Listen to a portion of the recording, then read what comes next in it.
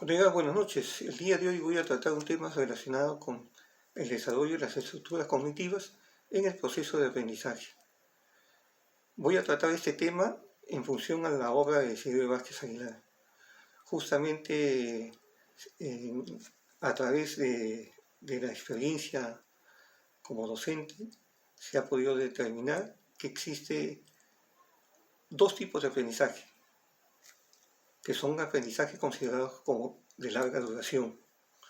Son aprendizajes que pueden guardarse en la memoria y ser recuperados, y no solamente eso, sino también pueden convertirse como conocimiento para poder ser aplicados en la solución de problemas. El primer aprendizaje se denomina bio-ideo-psicodinámico. Está relacionado con la obra de Silvio Vázquez a través del juego. Estamos hablando del dinamismo, del juego y del canto como técnicas para el aprendizaje de la lectura y escritura. El segundo está relacionado ya con, a posterior, digamos, de este trabajo, relacionado con otras disciplinas. En este caso puede ser la matemática, la comunicación, antiguamente llamado también lenguaje, y se denomina aprendizaje bio-psico-sistemático. Ambos están relacionados con lo que se llama la información estructurada, información debidamente ordenada, sistemática, y que va a ser, digamos, dirigida en el proceso de enseñanza-aprendizaje para ser guardada en la memoria de los niños. Cuando la información está debidamente estructurada, sistemática, ordenada, clasificada, y de esa manera llega a la mente de nuestros niños, se archiva adecuadamente y puede ser recuperada. Eso yo se lo garantizo. Se lo garantizo. La obra de Silvio Vázquez Aguilar es así, va de menos a más, y en cualquier proceso de enseñanza-aprendizaje debería ser así.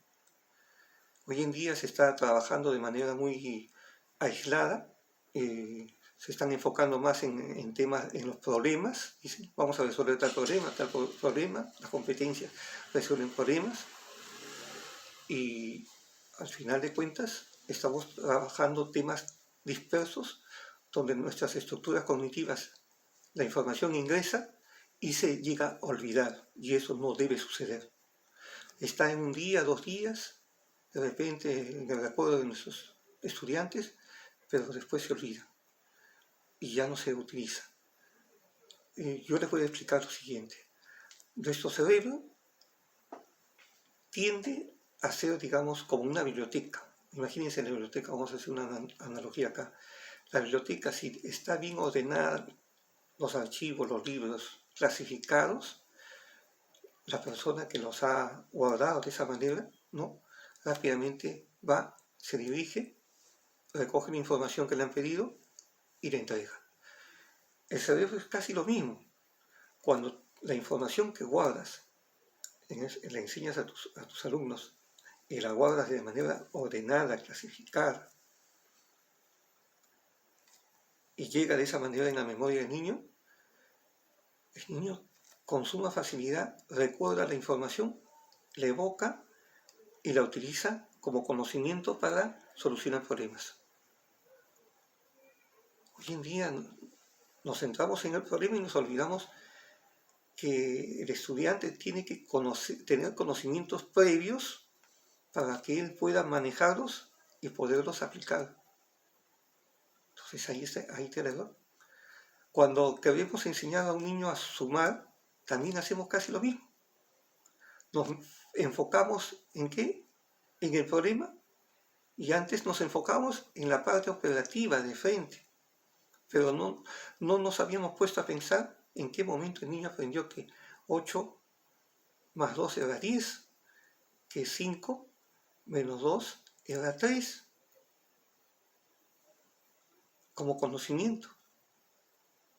Entonces, y ahí los problemas que no atendemos. Que vemos que el niño lea por leer, sin darle a conocer los conocimientos que va a utilizar él para decodificar. Entonces, ahí está el problema que se está haciendo justamente en las aulas.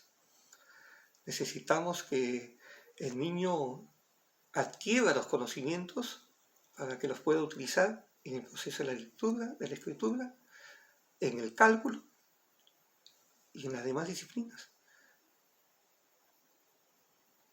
Bien, yo cuando le decía, por ejemplo, en el caso de mis niños que decían, uy, el curso, he aprobado el curso, pero ¿y eso que no he estudiado? Entonces ahí podemos darnos cuenta que el aprendizaje que el niño adquirió en el aula ha sido un aprendizaje relevante, ha sido un aprendizaje emblemático, podríamos decir también la palabra común, significativo. ¿Por qué? Porque lo ha evocado en el momento que se le solicitó. Y si a ese niño le pones una escritura y le dices coloca los puntos y comas, y las comas, el niño lo va a hacer. ¿Por qué? Porque tiene los conocimientos para aplicarlos. ¿Ok? Entonces, vamos a describir ese proceso, porque lamentablemente cuando hablamos, queremos definir algo, todo el mundo dice, es un proceso, y con eso cree que ya solucionó todo el problema. Necesitamos saber qué pasos se siguen, por lo menos tener una idea de algo. Sabemos que nuestro cerebro se puede decir, algo que no podemos darnos cuenta, ¿no? Porque es una maravilla. El cerebro es como decir un universo, es totalmente increíble, ¿no? Tratar de ver cómo funciona nuestro cerebro. Se está tratando a través del trabajo científico, tratar de ver cómo se comporta el sistema nervioso, cómo se comportan justamente las hormonas, que ciertas partes del cerebro presentan ciertas alteraciones cuando hay cierta información que reciben. Bueno, pero el cerebro en sí es un misterio.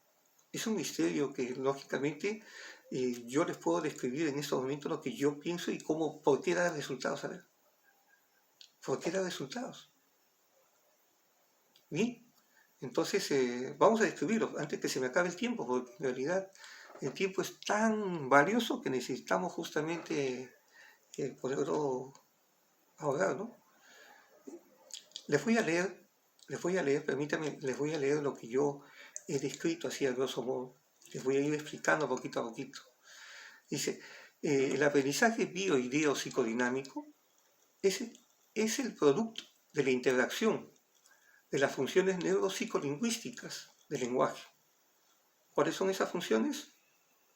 El escuchar, el hablar, el leer y escribir. Todas interactúan, pero en ese orden, ¿no? Escuchar, hablar, leer, escribir, lenguaje oral, lenguaje escrito, ¿ok? ¿Y en qué momento lo hacen? Durante la dirección del proceso de enseñanza-aprendizaje. ¿Y con quiénes interactúan? Con los elementos de los procesos cognitivos. También con quiénes interactúan? Con las áreas de desarrollo personal. Y todas ellas, ¿qué nos van a dar? Nos van a dar lo que nosotros conocemos como el desarrollo integral de la persona. Pero este proceso de enseñanza ha sido tomado en cuenta la necesidad del movimiento del niño y del interés por jugar, aprender jugando, de manera activa y dinámica. ¿Y cuándo se produce esto? ¿Cuándo se produce? Ahí viene, digamos, el proceso un poco descriptivo ya. Cuando nuestros órganos sensoriales, como la vista, el oído, que es lo común en todos, se activan ante una información. Puede ser una información de sonido, puede ser una información de visual, y cuanto más órganos sensoriales participen de este proceso de aprendizaje, el aprendizaje va a ser más consistente, más sólido, más duradero. Todos estos elementos que les he hablado participan justamente de esa durabilidad que va a mantenerse en la memoria. ¿Qué más les puedo decir? Uno de esos requisitos es que la información que también se recibe, es esto importante, colegas, debe ser debidamente ordenada, debidamente clasificada, sistemática, estructurada. ¿Ok? Y si esta información, en el caso del método peruano, está acompañada del movimiento del cuerpo, de los lados laterales del cuerpo, extremidades superiores, extremidades inferiores, derecha, izquierda. ¿Qué va a suceder? Los hemisferios cerebrales van a interactuar. ¿Sí? Van a interactuar. Y al interactuar, van a también interactuar ¿con quién? Con los elementos de los procesos cognitivos.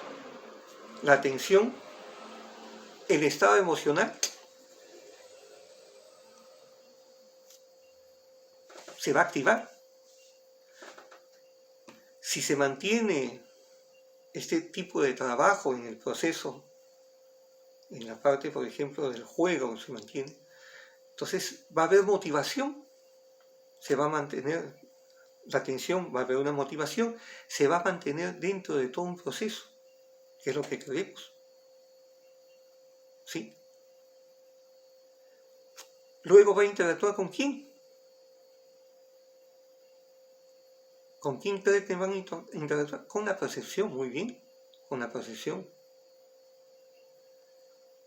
Todo esto se va a hacer de manera consciente.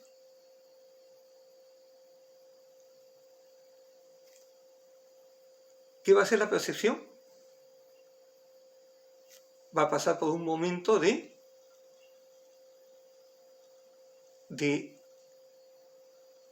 recepción, de procesamiento de la información, de decodificación de la información, porque se tiene que dar. ¿Y en qué momento, por ejemplo? Si yo por ejemplo, te hablo en inglés y en mi memoria yo no tengo conocimiento, o tú no tienes conocimiento del inglés, automáticamente no nos podemos comunicar. Entonces está poniéndose en juego los conocimientos de esa persona. No los tiene. Entonces no nos podemos entender, no nos podemos comunicar. Entonces ahí ¿qué cosa está influenciando? Justamente el repertorio cultural, las experiencias, los conocimientos de la persona. Entonces ahí la percepción. Otra cosa que tampoco a veces no nos entendemos en este caso. Si cada uno tiene una forma muy diferente de aprender. El cerebro es igual de todos. El cerebro de todos es igual. La única diferencia es la información que cada uno tiene en base a sus experiencias. Esa información difiere de uno y otro. Eso es lo único diferente. Pero todos tenemos neuronas, ponemos atención, tenemos nuestros sentidos. Lógicamente, como le decía, ¿no? ¿Se enseña de esa manera para todos? ¿No? Y va a haber mecanismos de control. En Desiderio Vázquez hay mecanismos de control. Nadie se escapa. Por ejemplo, ¿cómo controlamos a los niños? Esos que son rapiditos, que nos quieren irse rapiditos, ¿no? ¿Cómo los controlamos? De manera dirigida. Porque el sistema es un sistema dirigido, activo, dirigido, interactivo. ¿Qué hace? Por ejemplo, si vamos a escribir la palabra mapa, un bastoncito, 2 bastoncitos, 3 bastoncitos con una subidita, doblando la puntita, abajo mi bandita, con su bajadita, y de así, Lo voy a hacer de la otra manera porque cuando vaya a salir este video, de repente va a salir, digamos, al espejo. Entonces vamos a ver, un bastoncito, 2 bastoncitos, 3 bastoncitos con una subidita, doblando la puntita, abajo mi bandita, con su bajadita, y le así, pa, subo y bajo, bien abajo, subo derechito, mi pom, subo un poquito, doblando la puntita, bajo mi bandita, con su bajadita, y le así, pa, de patines. Y ahí está. Todos empezaron y terminaron al mismo tiempo. Aquí no hay quien se adelantó, quien se atrasó, no. Acá no hay que decir, ahorita ya terminé, quiero más, no. Acá todo se controla a través del proceso dirigido, a través del canto, a través del juego. Entonces todos avanzan. Acá no llega, por ejemplo, el más hábil se me escapa, no, todos, el más lentito se nivela. También se suelta ese niñito que es introvertido, se suelta también con el sistema. La disciplina también se debe manejar como debe ser. ¿Ok? Bueno, entonces nos quedamos en que es la percepción la que va a entrar en juego. ¿Ok? El razonamiento, la memoria, todo eso influye, ya se guarda en la memoria de la información. Entonces, quiero leerles realmente lo que hace realmente la percepción. Es interesante, sinceramente. Miren, ¿cómo se entiende la percepción? ¿Cómo lo entiendo yo también la percepción? Es una función neuropsicofisiológica en el proceso de aprendizaje que se activa y actúa como un bioneuroreceptor de la información y procesador de ella, o sea, de la información que recibe, a fin de interactuar con la memoria, o sea, con las experiencias, con los conocimientos. Acá hay una relación. Entonces, la información rápidamente pasa a la memoria. No la tenemos, por eso a veces no nos comunicamos, no la entendemos, porque no tenemos la misma información, el mismo marco conceptual, no tenemos, entonces, o de repente estamos hablando otro idioma, entonces, ¿no? Para procesarla. Dice, las neuronas transmiten y transforman la información en señales bioeléctricas y la envían al lugar que le corresponde en el cerebro. No sabemos. Yo no voy a decir que lo envía al derecho, al izquierdo, no. Bien, entonces, ¿para qué? Para decodificar. Se analiza la información según sus propios conocimientos y experiencias. ¿Ok? Ahí está lo que le decía. ¿No? E interpretar la información, porque la va a interpretar ¿no? Interpretar la información. Y esta información está influenciada ¿por qué? Por su repertorio cultural. Según cómo es recibida, pues, yo por eso decía, hay personas que dan la información así aislada, no es estructurada, no es sistemática, entonces, bueno, pues ahí al final de cuentas se va a guardar por un día y se va a olvidar, pues. Entonces en sí no va a ser no va a ser un aprendizaje.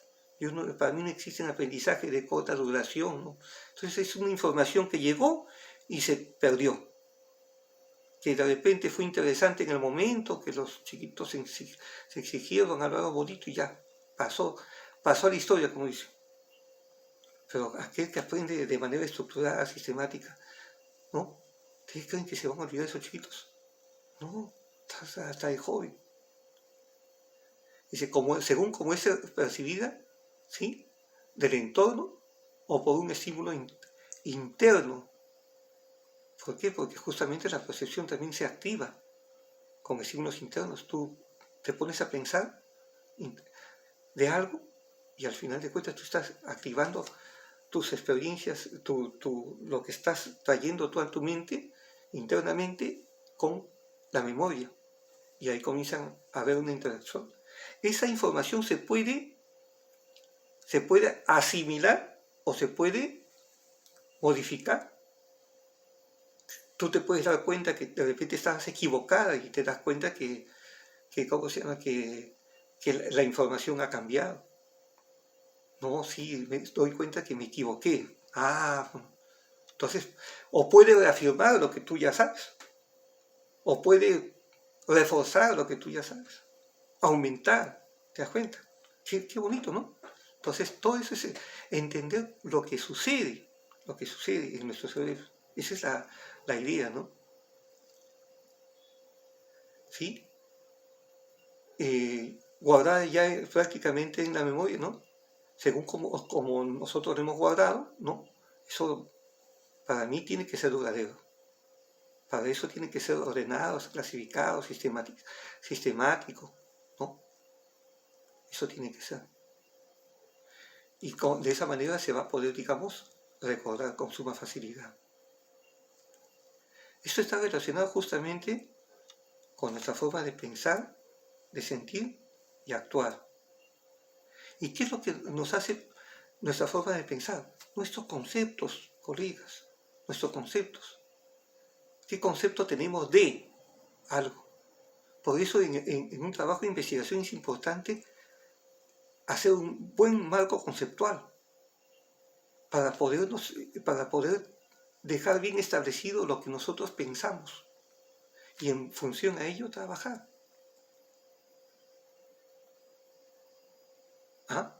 Estamos describiendo los hechos de manera aislada, esos términos. ¿Okay? Entonces, eso es fundamental en un proceso de investigación. Bien, entonces volvamos, fíjense, ya entonces casi ya hemos hablado justamente del aprendizaje bioideopsicodinámico, ¿sí? ¿Por qué? Porque decíamos que es la percepción la que va a interactuar con la memoria, ¿no? Y en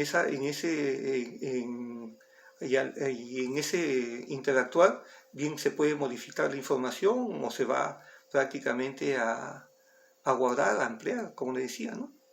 Entonces, el aprendizaje bioideopsicodinámico, según el tiempo de permanencia en la memoria, te decía, es un aprendizaje de larga duración. ¿Sí? ¿Por qué? Porque además que la información que fue bien recibida, de manera ordenada, clasificada, sistemática y estructurada, ¿sí? Por los órganos sensoriales, como la vista, el oído, fue reforzada ¿con qué? Con la actividad psicomotora, muy bien. Que activa ¿qué cosa? Los hemisferios cerebrales. Y se produjo ¿qué? Mayor cantidad de conexiones neuronales. Y cuando se produce una mayor cantidad de conexiones neuronales, estamos haciendo que nuestras estructuras cognitivas se amplíe. Y esto se conoce como sinapsis, mayor cantidad de sinapsis. ¿Sí? Y sabemos que no solamente intervenía la memoria visual y auditiva, sino también la memoria de las vivencias, de las experiencias, a lo que nosotros conocemos también como memoria bio-ideo-psicodinámica. Les decía que en la actualidad este tipo de aprendizaje, basado en el trabajo de investigación de tipo experimental realizado por Desiderio Vázquez, se consolida con los aportes de los estudios realizados por la psicología, la fisiología, que vamos a hablar también de Iván Pavlov, la teoría de aprendizaje, ¿no? Está relacionada con la teoría asociacionista, la lingüística, las teorías estructuralistas, la teoría de sistemas, la teoría cibernética, la teoría de control, la teoría de la información, la teoría de la decodificación y de la comunicación. Tengo un libro, colegas, que se los voy a recomendar. Quien quiera lo puede adquirir conmigo a través de las redes. El libro se llama La psicomotricidad y las funciones neuropsicolingüísticas en la dirección del proceso de enseñanza-aprendizaje de la lectura para una nueva visión de la neurociencia. Este es un trabajo realmente sumamente interesante, les va a servir para lo que es trabajo de investigación. Yo se lo recomiendo sinceramente, van a pensar diferente, van a ver las cosas de manera diferente y de manera coherente, colegas, porque a veces nos hablan de muchas cosas y nos tratan de, como se dice, de hacer entender algo que ellos solitos entienden. Pero tengan la plena seguridad que cuando uno escribe algo y quien habla, me vuelvo bien detallista, o sea, lo explico de una manera, lo leo, lo vuelvo a leer para que me pongo, como se dice, en el pensamiento de ustedes. ¿Me habrán entendido? Sí, me pueden entender, ahora sí me pueden entender. Yo sí me he caracterizado por algo y cuando he trabajado como director de la institución educativa a la que he dirigido, yo les preguntaba a la familia, ¿han entendido? Todos han entendido. Bien detalladas las cosas. Entonces no hay como cuando uno escribe en el papel. Incluso cuando uno escribe se da cuenta realmente que hay cositas que tiene que completar, que tiene que complementar, que tiene que cubrir, que tiene que estar, como se dice, bien elaborado, que todo tiene que ser. Así es un trabajo de investigación, colegas. Todo tiene que coincidir. No pueden haber ideas vacías, lagunas que a veces nos dan muchas informaciones de estos señores que hablan de, no sé de qué experiencia, pero hablan. Colegas, 50 soles. El libro está en formato A4, yo lo entrego anillado por el momento, 169 páginas, 50 soles. Quien desea se pone en contacto conmigo, yo se lo puedo llevar a su domicilio, se lo puedo incluso darle, como se dice, mi visto bueno, y para que lo tenga. Ok, colegas, entonces me despido de ustedes. Ha sido una bonita experiencia el día de hoy. Hemos tratado un tema interesante, espero que les haya gustado. Y hay otros temas más, colegas, sinceramente hay otros temas. Les voy a prometer algo. Les decía que para el día viernes 13 voy a trabajar el método de mi padre, le voy a enseñar en una primera etapa. Práctica 1, el desarrollo del lenguaje oral, 35 palabras dinámicas, 35 juegos, 7 cuentos. Vamos a aprender lo que son las palabras dinámicas, vamos a aprender un lenguaje diferente para poderlo entender. Luego les voy a hablar de cómo hacemos que esas palabras nos sirvan para que se conviertan en conocimientos en el aprendizaje de la lectura. Práctica número 2, que es sencillísima y ustedes lo van a ver totalmente recreativa. No hay materiales todavía.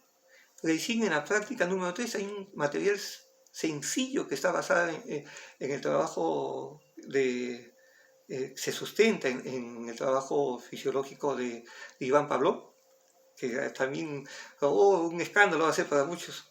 ¿Cómo Iván Pavlov, si él hizo su experimento con condicionamiento clásico, qué cosas somos nosotros? Así es la crítica que hubo en el tema de mi padre. Pero ahí déjenlo, vean ustedes realmente, yo les voy a dar cómo se entiende esto de una manera tal que va a ser algo sensacional y ustedes van a decir, esto vale tanto como cualquier trabajo, no, este es fabuloso, van ustedes a darse cuenta que le van a dar valor eso. ¿Y cuánto se puede aprender? ¿Cuánto se puede aprender con esa cartilla solamente con 35 conocimientos, más de 100 palabras? El niño las puede aprender a leer. Y las puede aprender, porque ustedes no lo creen, en un mes. En un mes. Les voy a explicar, les voy a dar, para que ustedes vean. Bien, colegas, entonces no les quito más tiempo. Yo creo que yo también estoy con un poco de sueño. Así que nos estamos viendo tal vez el próximo viernes. Y eso sí, el viernes 13, por favor pasen la voz a sus colegas. Voy a hacer mi publicidad en las redes para que haya personas que me puedan, digamos, ver. Otra cosa, estamos en Facebook. Estoy con mi nombre, Zenobio Antonio Vázquez Alegre, búsquenme en Facebook. Este video lo voy a subir a Facebook, luego lo voy a subir a, ¿cómo se llama? A YouTube, ¿ok? A YouTube, ahí está, YouTube, estamos en YouTube, ok, disculpen, en Facebook ya me han visto varios, pero en YouTube, ¿ok? Listo, entonces, buenas noches con todos y muchas gracias a todos ustedes.